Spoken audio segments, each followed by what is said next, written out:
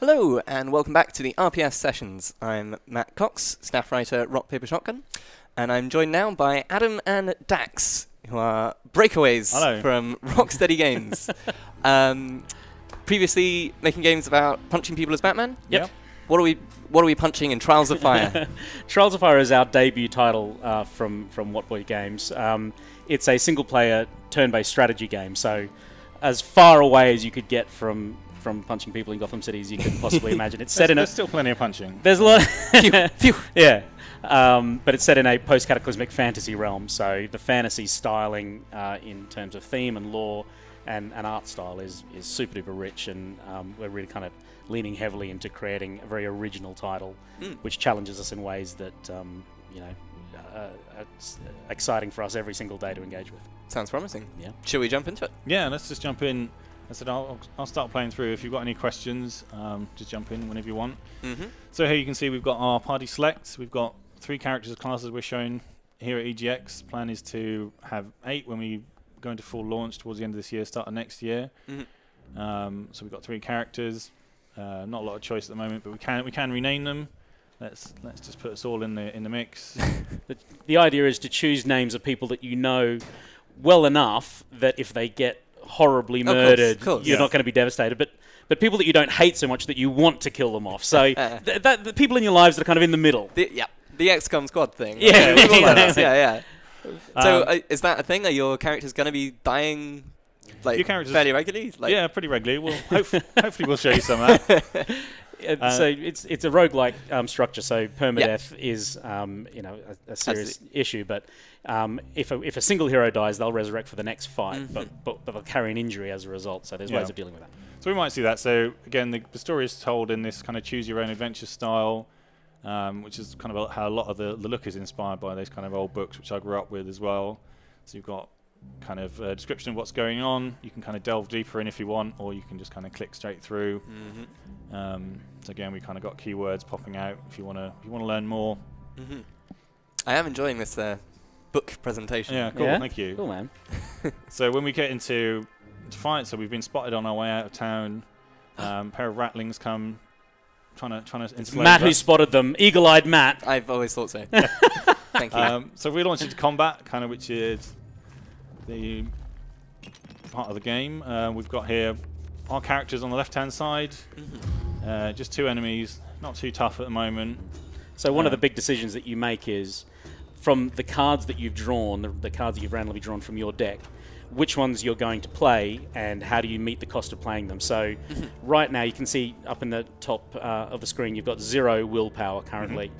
If you were to sacrifice all of those 9 cards, you'd have 9 willpower, but you'd have 0 cards left to play. Right. So the big question you're balancing is, what cards am I going to sacrifice, what cards am I going to play? Excellent. Each card has a cost in willpower in the top right-hand corner of the card, so that's the number you've got to be looking for to meet by sacrificing other cards to play. I definitely enjoy that, using plans as currency. Right, yeah, so it's nice. Perfect. So this is kind of an example. We've got like a ranged attack here, our hunter, so we can just sort of sacrifice 2 cards and then use that to start attacking the enemy. We can also move. We've got 3 cards here we can move. So when you're moving, is that like independently to the resource, or does that use up something as well? So we have move cards like I just used there. Oh, right, I see. But if you want to just move without a move card, you've always got the option to just, again, bin off a card, and then you've got a smaller move. So more cards, move cards are a more effective way of doing it.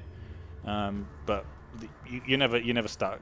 You've always got these options. You've got 3 options with your cards. You play them for the effect. You can bin them off for willpower, or you can move with them. Right. So here we've got a power here, which is kind of a permanent buff to our character. So there's not a lot. We can't really attack from here, so might as well just put that on my character. So that gives me a bonus from now on. So this is a defensive stance. Whenever I attack an enemy, I'm going to get a bit of defense as well. So it's a bit of a more of a longer range strategic decision you make to equip powers, because you'll make that decision in this turn, but it'll pay off next turn and in subsequent turns. So they go and have a turn. They kind of use the same mechanics. So different enemies have different decks. They behave very differently, as well as different special abilities, which we'll hopefully see a bit later. And these 2 have moved into the kill zone. So they have. So we've got a nice little flame fan card here, which is an area effect attack from our elementalist. And they've just moved into a perfect formation. I'm just seeing this little target symbol. What exactly is that? So that means, let me not burn myself. So they attacked me with an exposed attack last round. So basically, I'm vulnerable for the next round or so. But they're not going to last that long. Confidence. So again, we've got an area effect attack that gives them 3 damage now. It also sets them on fire, so they take another 3 damage next turn. So these two are essentially dead ratlings walking, but that burning impact kicks in at the end of their next go. So they're going to have like a last chance to either defend against that burning effect or just go out in a blaze of glory. Don't worry. So a lot of the game is kind of how you play your cards, the order you play your cards as well. So like what we can do now is, because this guy is not. If I moved up here, I'd be in a nice position to attack, but I'd be blocking this guy's line of sight. So what I can do is, if he only has 1 damage to finish off, we just got this little poke shot, finish him off, move up, and we can gang up on him. It's kind of, as I said, one of the things about this game is positioning is very important. For your ranged attacks, need line of sight. A lot of your magic attacks, sort of, you need to be in the right position to use them, and also you can gang up on enemies if you've got other people near an enemy. When you attack them, they'll join in as well for a bit of extra damage. So that's kind of what we need to kill him. And if you saw there, that defensive stance power that the warrior had also gave her a +2 defense at the end of it. So those powers not just give you additional willpower that pay off, they also augment the abilities of the hero that they're equipped to. So we won.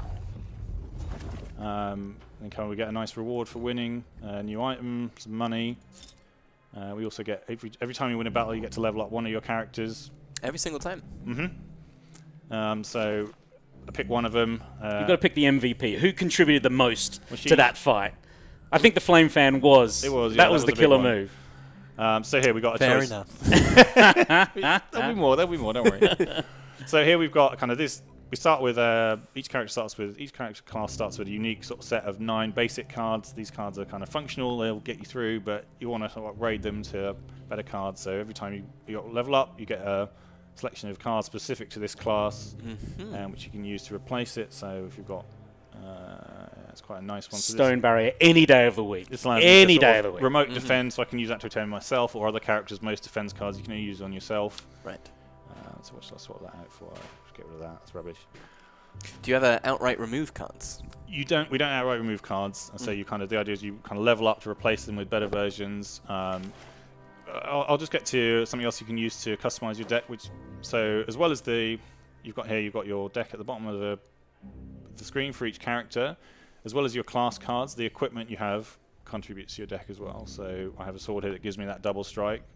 Like a staff here that gives me that flame foam. So that's not a basic action. That's why that's kind of more effective than the other attacks. I have a new piece of equipment I found here, which I can use to put on any of my characters. This one gives me a bit more armor, extra health at the start of each battle, another card in the deck. So these the equipment cards, I say the level ups are kind of a permanent choice you make to sort of change your deck, but the equipment you can kind of swap in and out as you go. So how many cards does each one have in their deck in total? Presuming, I guess, they've got items equipped. Yeah, so you start off with 9 cards. So base thing you have. Top number of cards you can have is 30. So so these are very basic items. They only come with 1 card. The more advanced items have more than 1 card. So you might find like an elite level sword or something that's got 3 cards attached to it, and it's like that's a huge find because with a single item you're adding 3 cards to your deck. Right. Awesome. And so that just to check, that was 30 cards for each character. Yeah. So you're dealing with 90 cards at once, potentially. Potentially, yeah, but so you kind of build up to that over the course of the adventure. That's kind of really right at the end of the adventure you have that. So you start with like 10, 11.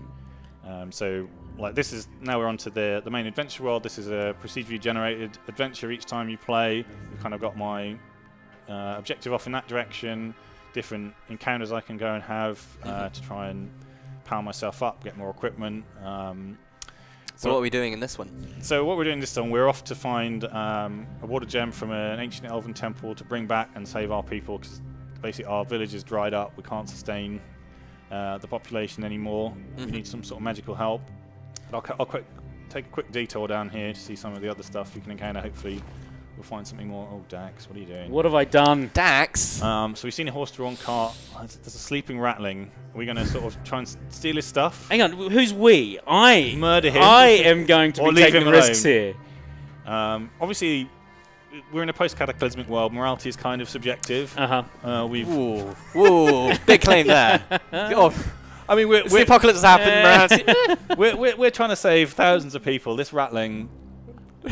Let's see what that collateral damage. Okay. Send me in. Is this a necessary evil? This is necessarily evil. Avoiding the gaze of the horse. Yeah. Do not look a horse in the eyes. That's one thing I know. So Dax managed to get in, but he got Dax got a bit of a gash in his arm on the way. So again, but then looted the cart. Yeah, we got all the stuff. So Dax took a bit of damage for. Is that Dax? And we found a better short bow here, so you can see this is a bit more advanced than the stuff we've got. Worth it. A noble worth it. I'll take that hit. Worth the murder. So we got a nice new battle axe as well, and give to our warrior. So each character, as well as having kind of unique level up cards, unique cards, they have like unique equipment slots. So our warrior can equip weapons. Our elementalist has kind of a lot of arcane slots for books and staffs and that kind of stuff. So that's why at the beginning of a run, the 3 heroes that you join to form your party. In this demo, we've just locked in those classes, but in the final game, we'll have up to 8 characters to start with.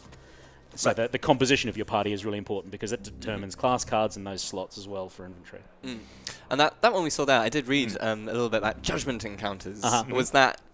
Would those come up in the same sort of presentation as we just saw? Yeah, so those narrative encounters are driven by text, but also contextual in that they bring your characters and your party into the story. Yeah. So they're personal in that respect. And quite often you'll be sort of presented with kind of philosophical dilemmas, like do you kill this one person to save 5? Like that subjective morality that Adam was talking about. And in this world, which is lawless, you can decide, look, am I going to be a very kind of positive force for good, or am I more about just getting what I can in order to survive myself? Ends justifying means. Well, and it often comes down to like how much food and money do you yourself have? Because when you're feeling really rich, it's interesting how you start to become a bit more generous.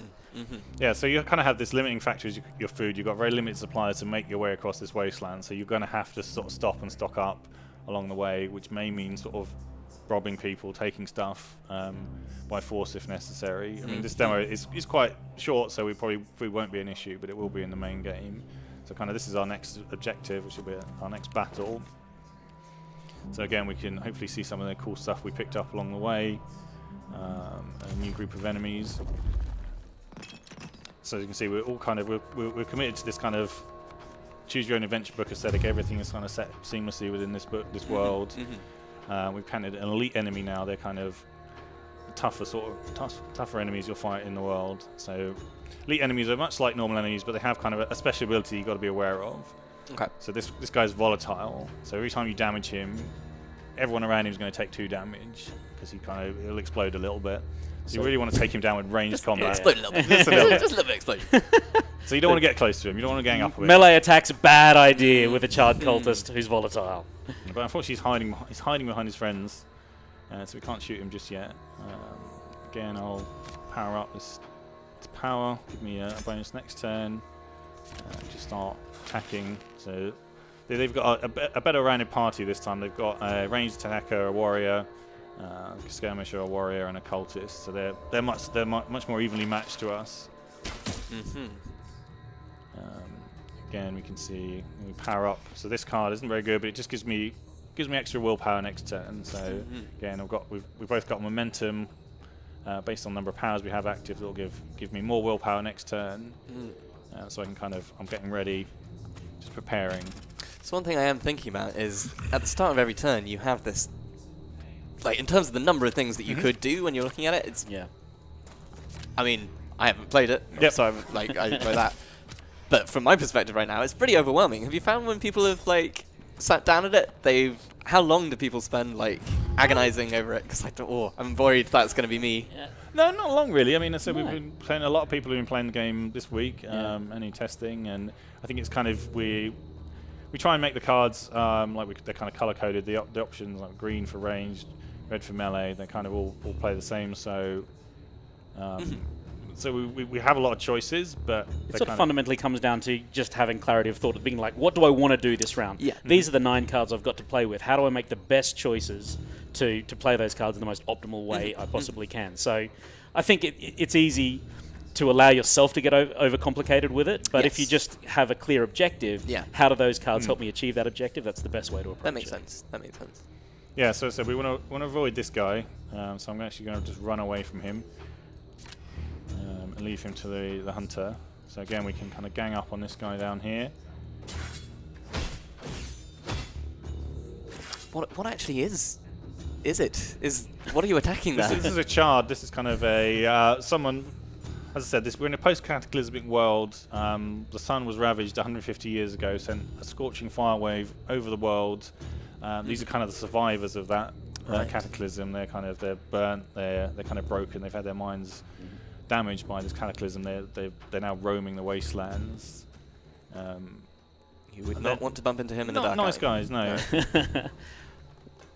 So we've ganged up on him, and now we've got opened up this guy for our Snapshot. hunter. Snapshot. Yeah, so we have a card here which kind of does extra damage if the guy is standing out on his own. So it's kind of like if we see a nice opportunity to play this. So normally it does 2. It does a bonus 2 if he's out on his own like this. There you see him exploding when I hit him. So we can do that again. So again, that was from finding that cool bow we found from Dax's little From my little adventure. sortie into the cart. Good job, Dax. Look, if I see another cart, I'm in there. Well, I just at this point, fair carts are my thing.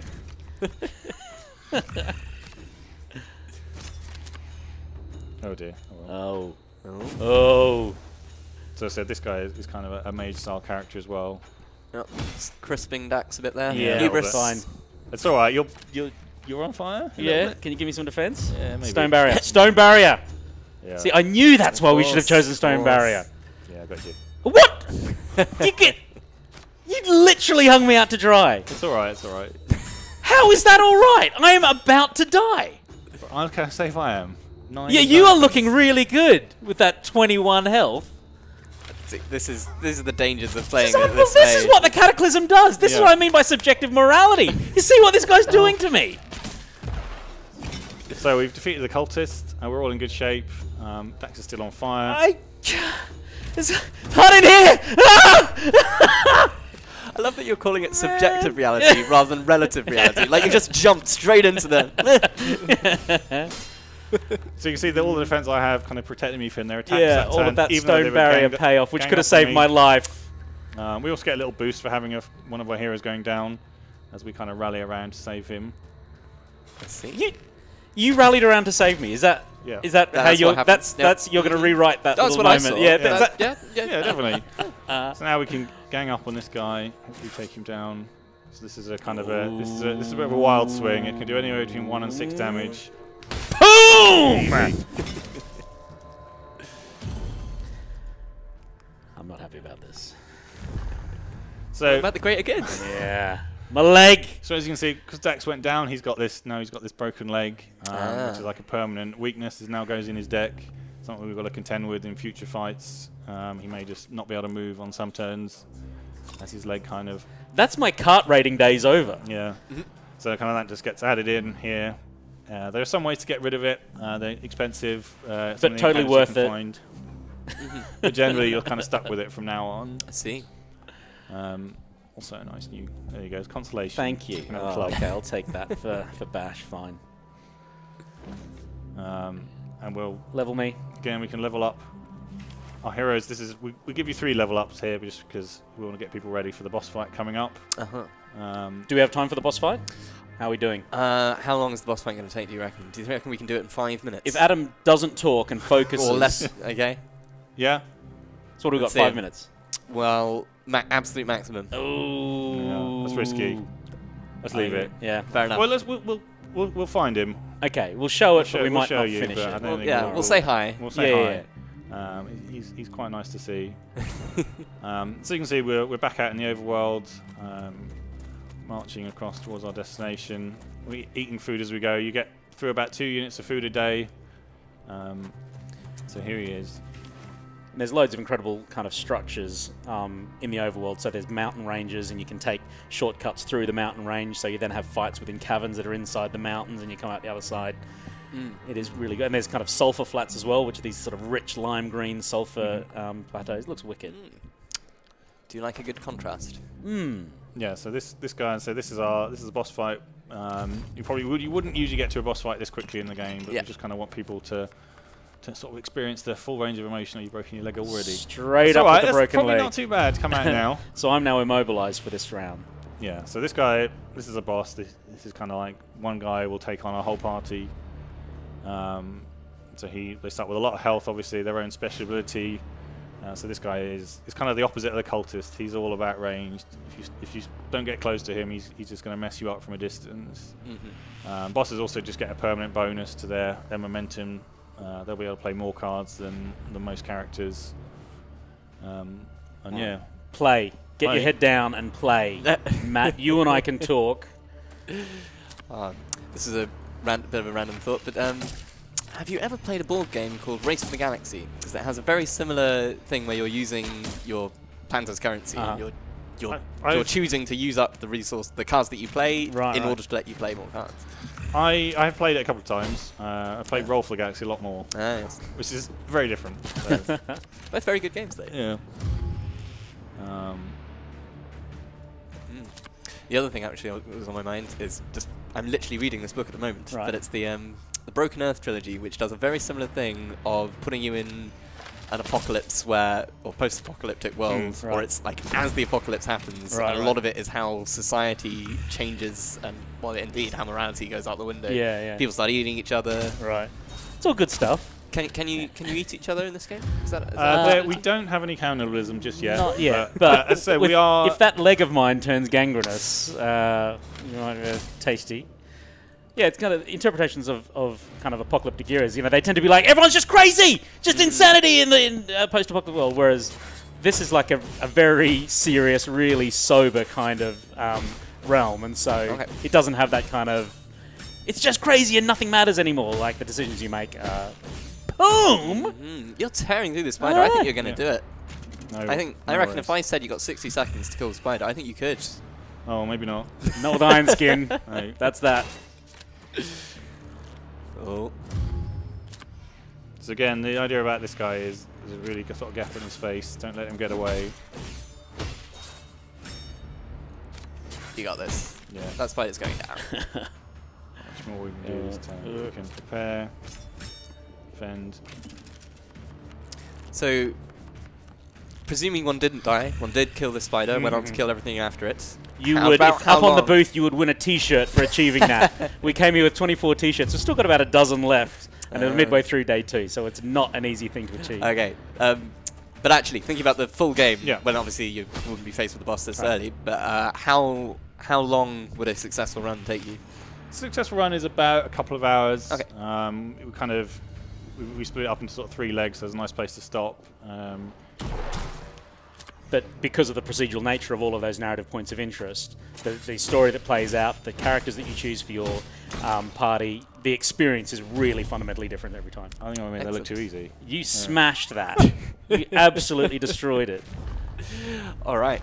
I think we'll wrap things up there then. Right, thank you. Congratulations on vanquishing that spider so convincingly. I've played it a couple of times before.